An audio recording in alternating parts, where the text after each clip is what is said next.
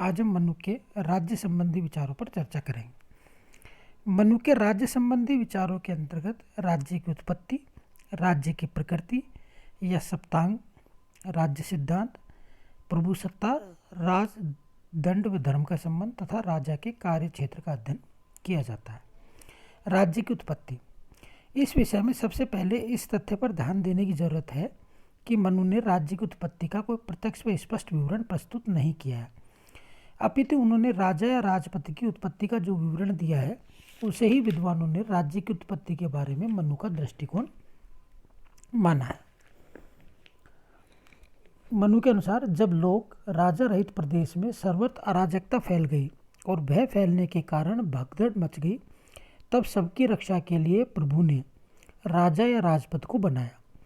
ईश्वर ने राजा का निर्माण इंद्र, वायु, यम, सूर्य, अग्नि, वरुण, चंद्र तथा कुबेर के अंशों से किया। मनुस्मृति के इस विवरण को आधुनिक विद्वानों ने राज्य की उत्पत्ति के दैवीय सिद्धांत का समर्थन माना है। राज्य की प्रवृत्ति, मनुस्मृति ने राज्य को अपनी उत्पत्ति से दैवीय सिद्धांत माना है, किंतु उनके साथ ही यह भी कहा है कि प्रभु ने राज्य राजा के निर्माण से पहले ही दंड विधान का निर्माण कर दिया था। यह दंड ही वास्तव में राजा या राज्य होता है।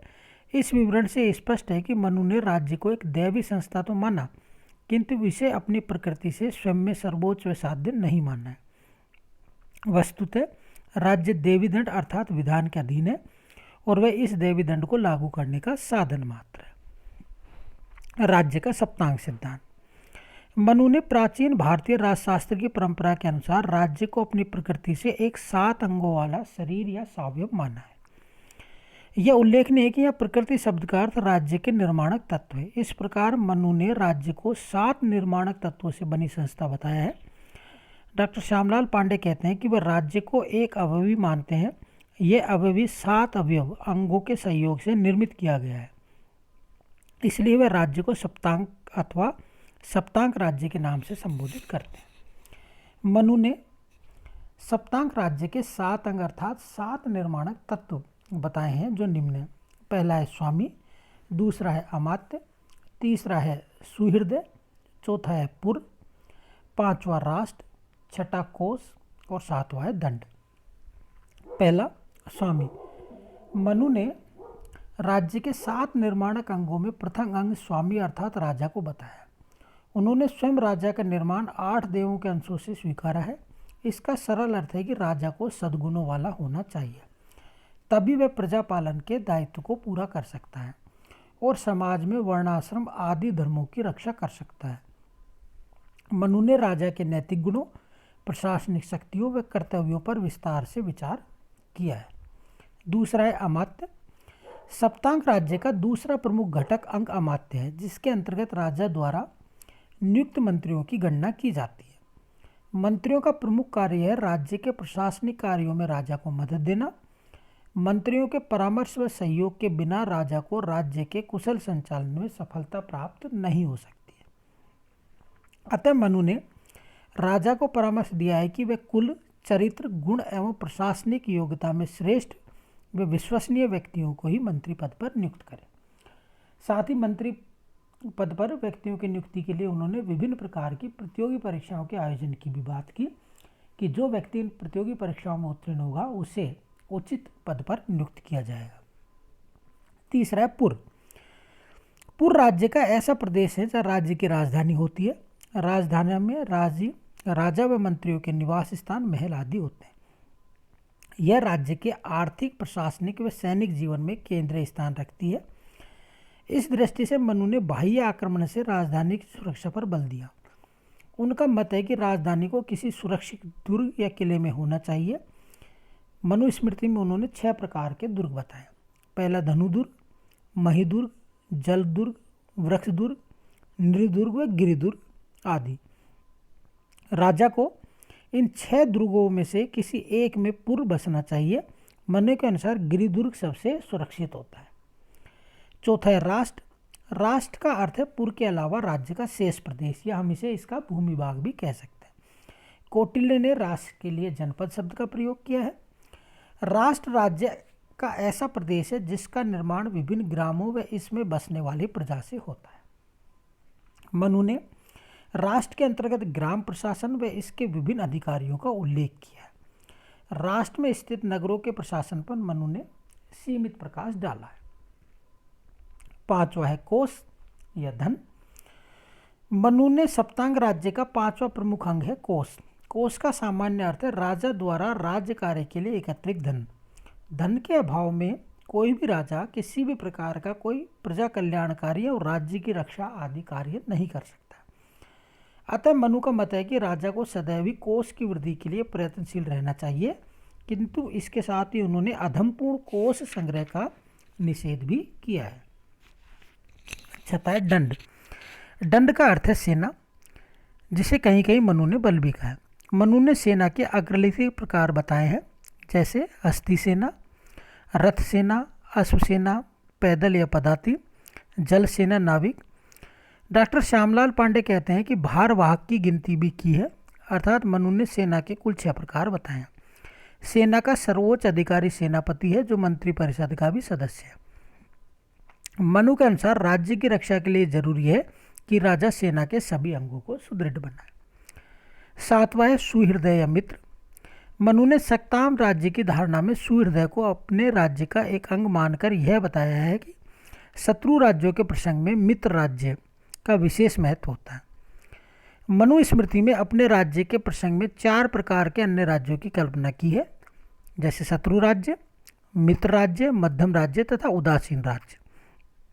इन सभी में केवल मित्र राज्य ही सुहृदय है और यह बाहरी क्षेत्र यानी अंतर्राज्य संबंधों में अपने हितों का रक्षक एवं सहभागी है। मनु के सप्तांग राज्य की विशेषताएं। पहला है राज्य की 7 प्रवृत्तियों का वर्ताक्रम व पारस्परिक संबंध। मनु ने स्वामी, अमात्य, पुर, राष्ट्र, कोष, दंड तथा सुहृदय इन सब में आगे वाली प्रकृति की तुलना में पीछे वाली प्रकृति का कम महत्व है। इसका सरल अर्थ है कि राजा की तुलना में अमात्य का कम महत्व होता है और अमात्य की तुलना में पुर का। मनु ने राज्य की प्रवृत्तियों के सैद्धांतिक वर्गीकृत क्रम को प्रकट किया और यह भी बताया कि किसी कार्य विशेष की पूर्ति की दृष्टि से किसी भी प्रकृति का विशेष महत्व हो सकता है। मनु का सप्तांग राज्य सिद्धांत प्राचीन परंपरा के अनुरूप है। मनु स्मृति की तरह ही महाभारत, अर्थशास्त्र, याज्ञवल्क्य स्मृति आदि ने भी राज्य को सप्तांग शरीर माना है। शुक्र नीति में भी इसे सावयव सप्तांग अंग माना गया है। तीसरा है पाश्चात्य सावयव सिद्धांत से भिन्न।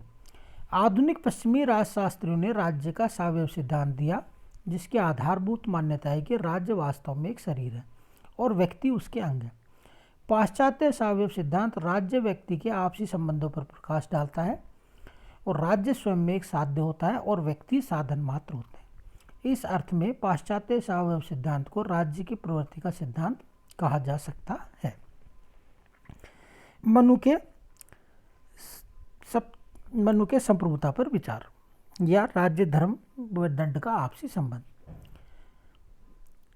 मनु स्मृति में आधुनिक अर्थों में संप्रभुता का विचार उपलब्ध नहीं है। मनु स्मृति में राजा या राज्य, दंड व धर्म के आपसी संबंधों को जिस रूप में स्वीकारा गया है उससे ही मालूम होता है कि मनु राज्य या राजा की सर्वोच्च शक्ति से परिचित है।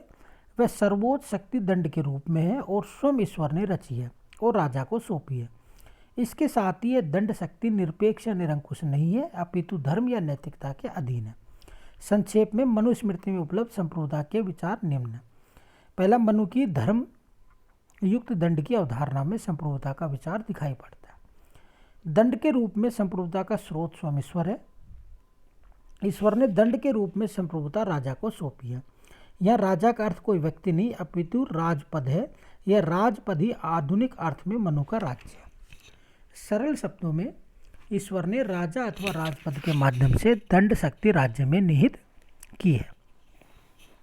राज्य का कार्य क्षेत्र।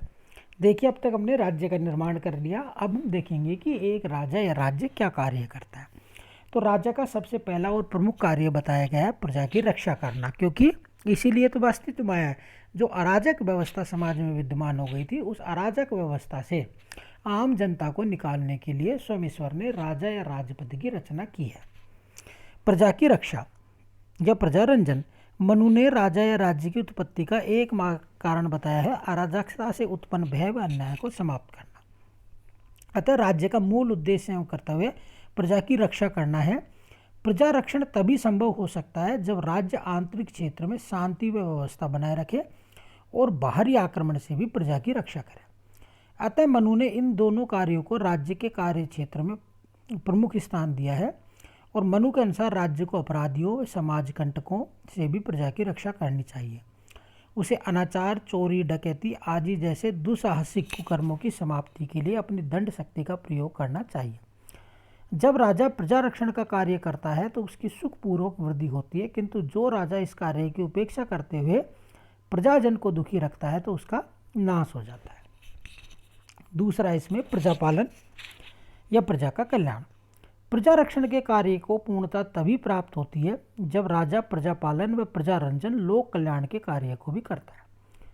मनुस्मृति ने प्रजापालन को राज्य का प्रमुख कार्य माना है, जैसे कृषि की उन्नति में मदद देना, सिंचाई के साधनों का प्रबंध करना, व्यापार की उन्नति करना, यातायात के मार्गों का विकास करना, लुटेरों से सुरक्षित करना, नाप तोल के बाटों का निरीक्षण, मूल्यों का नियंत्रण तथा मिलावट को रोकना, अनाथ बालकों तथा असहाय व्यक्तियों की रक्षा, उनकी संपत्ति की रक्षा, असहाय बांझ व रोगी स्त्रियों और उनकी संपत्ति की रक्षा, पाठशालाओं वेदालयों औषधालयों धर्मशालाओं व मनोरंजन आदि की व्यवस्था, वेदज्ञ व पवित्र विद्वानों का सम्मान दान आदि उनकी आर्थिक मदद करना, समाज कंटकों जैसे रिश्वत खोर कर्मचारियों धूर्तों ठगों जुआरियों चोरों उपद्रवियों आदि को दंडित करना, समाज व्यवस्था की रक्षा करना। राजा का एक प्रमुख कार्य वैदिक सामाजिक संगठन एक व्यवस्था का नियमन व रक्षण करना भी है।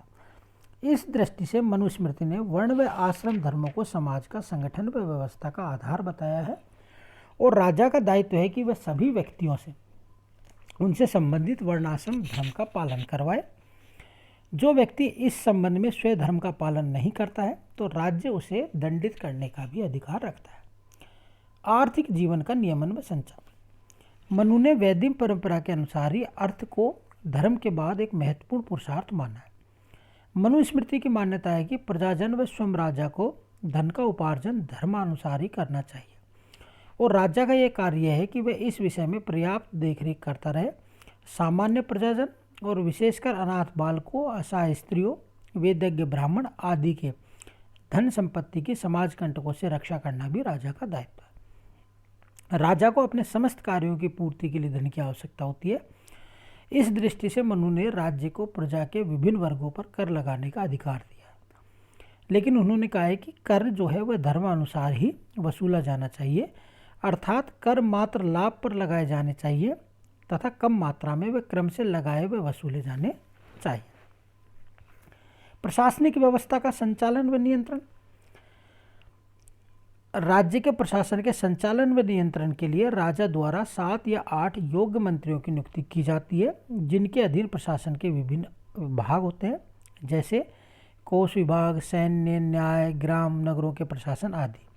राजा अपनी मंत्री परिषद की मदद से इन विभिन्न विभागों के प्रशासन का संचालन व नियंत्रण करता है। न्याय संबंधी कार्य। मनु के अनुसार ईश्वर ने राजा का सृजन प्रजारंजन और प्रजा के कल्याण और मत्स्य न्याय से उत्पन्न अन्याय की समाप्ति के लिए किया है। मनु के अनुसार संसार में निष्पाप लोग बहुत ही कम होते हैं। व्यक्ति काम क्रोध लोभ आदि के आवेगों में बहकर एक दूसरे के अधिकारों को छीनते हैं और समाज में अपराध के रूप में अन्याय का जन्म होता है। मनु के अनुसार राजा की दंड शक्ति ही दुष्टों को भयभीत रखती है और सभी व्यक्तियों को अपने अपने अधिकारों को भोगने की सामर्थ्य देती है और वे अपने कर्तव्यों का भी पालन करते हैं। 7वां इसमें अंतर्राज्य संबंधों का संचालन। मनु ने अपने राज्य के हितों की रक्षा व वृद्धि की दृष्टि से विदेश नीति के महत्वपूर्ण विवेकपूर्ण संचालन पर बल दिया। राजा का यह प्रमुख कार्य है कि वह बाह्य आक्रमण से प्रजा की रक्षा करे और राजा को चाहिए कि वह शत्रु राज्यों का कर्षण व उत्पीड़न करे और उन्हें कर व भेंट देने के लिए विवश करे। राजा को मंडल सिद्धांत के आधार पर अन्य राज्यों को क्रम से शत्रु मित्र तटस्थ व उदासीन राज्यों के रूप में वर्गीकृत करना चाहिए और इन विभिन्न राज्यों के साथ परराष्ट्रीय अंतर्राष्ट्रीय संबंधों का संचालन करना चाहिए। राज्य के कार्यक्षेत्र की आलोचना। मनु ने समाज संगठन की रक्षा के लिए असमानता प्रधान वर्ण धर्म की पालना को राज्य के कार्यक्षेत्र में प्रमुख स्थान दिया है, जो आधुनिक लोकतांत्रिक समाज या उद्योग प्रधान समाज संगठन के अनुरूप नहीं है। दूसरा, राज्य अपनी बाध्यकारी दंड शक्ति के द्वारा व्यक्ति से उसके स्वयं धर्म का पालन कराने का अधिकार रखता है। राज्य का ये कार्य व्यक्ति की स्वतंत्रता का निषेध है। तीसरा, मनु ने राज्य के कार्य क्षेत्र में राज्य विस्तार की नीति को विस्तार दिया है, जो वास्तव में साम्राज्यवाद की स्थापना का कार्य है। आधुनिक दृष्टि से इसकी निंदा की जाती है। निष्कर्ष रूप में आधुनिक आधारों पर मनु ने राज्य के कार्य क्षेत्र की उपरोक्त आलोचना का सीमित महत्व है। वस्तुतः मनु सामंतवादी राजतांत्रिक व्यवस्था से संबंधित विचारक हैं और उन्होंने अपने युग की मान्यताओं के अनुसार ही राज्य का कार्य क्षेत्र बताया। राज्य के कार्य क्षेत्र संबंधी मनु के विवरण का एक ऐसा भी पक्ष है जिसकी आज भी प्रशंसा की जाती है। मनु ने प्रजा रंजन अर्थात प्रजा कल्याण के कार्यों पर पर्याप्त बल दिया, किंतु इस आधार पर मनु ने राज्य के कार्यों में समाजवाद की झलक देखना उचित नहीं होगा, क्योंकि समाजवाद का आधार व्यक्ति की समानता का सिद्धांत है, जबकि मनु की राज व्यवस्था सामंतवादी असमानता की समर्थक है। मनु के राज्य के कार्य क्षेत्र में आधुनिक युग की समाजवादी विचारधारा अथवा लोक कल्याणकारी राज्य की धारणा की खोज के स्थान पर यह कहना अधिक बुद्धिसंगत व यथार्थवादी होगा कि मनु ने अपने युग की सामंतवादी व्यवस्था में भी प्रजाहित के तत्व पर पर्याप्त बल दिया है और उन्होंने प्राचीन भारतीय राजनीति की परंपरा एवं मर्यादा के अंतर्गत प्रजाहितकारी राज्य की धारणा को स्वीकारा है। Thank you.